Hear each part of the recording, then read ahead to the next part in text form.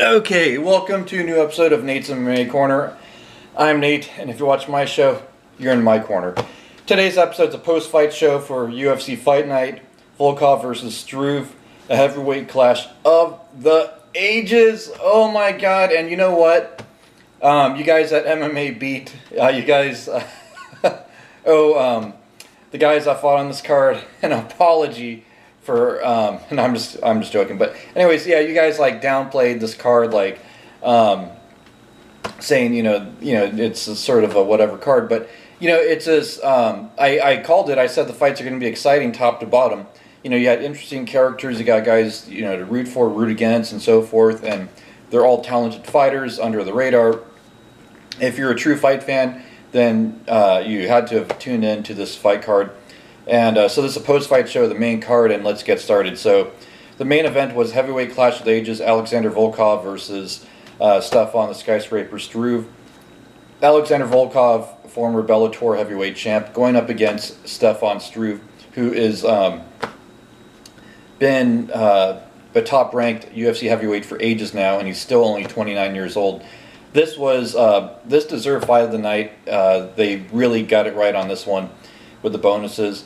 And yeah, it was a third round TKO punches for Alexander Volkov. You had tall, lengthy fighters duking it out. Stefan had the height advantage over Alexander, but the reach was neck and neck. And this turned into a slugfest where there was great technical striking on both sides, and Struve went for the finish. I'm proud of him. He went out on his shield, and that's all I can ask for all my favorite fighters. It's like whether you win or lose. If you lose, then you still got to give the guy props for trying to win. And if they win, then great, even better. So Struve did his thing, and Alexander Volkov proved why he belongs in the UFC. And he's on a 3-fight win streak right now, and he's beat the likes of Roy Nelson and now Stefan Struve. Amazing fight. It was pretty much a stand-up war. Virtually no grappling on this fight. And yeah, amazing fight. I think Alexander is going to move in the top 6 now at this point in the heavyweight division. And he should be fighting top 5 guys at this point now. If not mid-top 10. Anyways, on to the co-main event in the middleweight division. We had Sahir Bahadazarada versus Rob Wilkinson. Rob Wilkinson was a newbie in the UFC, and he went for it against Sahir, but Sahir's striking, having spent time in Holland, has really paid off, and he got TKO punches round 2. This was explosive, exciting fight. I was on the edge of my seat with this fight, and Sahir deserved the victory, and you could tell the time he spent at Greg Jackson's camp really paid off in this fight. He was well-rounded. He was ready for anything that was thrown in the fight. And Rob Wilkinson, I think, will bounce back from this loss. And we will see more of him in the UFC. Then in the women's bantamweight division, we had Marion Renault versus Talita Bernardo.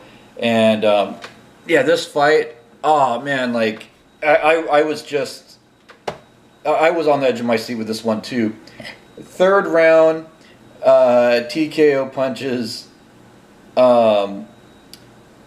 victory for Marion Renault, and there's only 6 seconds left in the fight, and Marion Renault was probably going to walk away with at least a 29-28 unanimous decision on the scorecards, if not 30-27. But she got the finish, and she needed a finish to make a statement, I think, to let us know why she's still in the UFC and why she's still relevant, and this fight did it. I mean, she fought a younger fighter who was coming in to the UFC with a lot to prove, and she at the same time had something to prove because she got that draw against Betch Correia, and then before that had a win, but before that had 2 losses, so she hasn't racked up really consecutive wins at this point. But had she won by decision, I think it would have been nice, but it wouldn't really have elevated her that much. But her getting the finish elevates her at least a couple notches more. And yeah, she's fun to watch in the women's bantamweight division, and I can't wait to see more of her. Big fan of her. And Marion Renault is just, I mean, she's a black belt in Brazilian Jiu-Jitsu, but her striking's not too shabby either. I don't know if it's, on par with, like, Jermaine Duratimi, but, I mean, she could at least hold her own against some of the best strikers, I think. Maybe not dominate them, but there's always option of the ground game. That's why she has a black belt in Brazilian Jiu-Jitsu, and so the submission victory or the ground victories are there for her to get decision wins or submission wins, or ground and pound like this fight. So she has potential to really do more things in the UFC, and I think the best is yet to come with Marion Renault. Then in the welterweight division, to kick off the main card, we had Leon Edwards versus Brian Barberena, and oh man, Brian Barberena was holding his own for a little bit, but yeah, Leon Edwards was getting the better of just everything. Yeah, it's 29-28 unanimous decision. I believe Leon Edwards even got some takedowns in this fight. Anyways, I couldn't believe what I was seeing in this fight. This was a great fight, and I was not expecting Leon Edwards to be so well-rounded. I was expecting him to be all striking, but he was well-rounded in this fight, and he's a talented prospect at welterweight, and I think he should have some fights in the United States to really get his name out there in the American crowd, because diehard fans like myself watch him on Fight Pass and these European cards, and we know we're going to see exciting fight out of Leon Edwards. But the more general audience in the United States hasn't seen that yet, and I think it's a good move, like he said on the post-fight press conference, how he wants to fight in Vegas to get more eyeballs in the United States watching him, to build his fan base. I think it's a smart move, and Leon Edwards, again, great striking, and his ground game has only gotten better.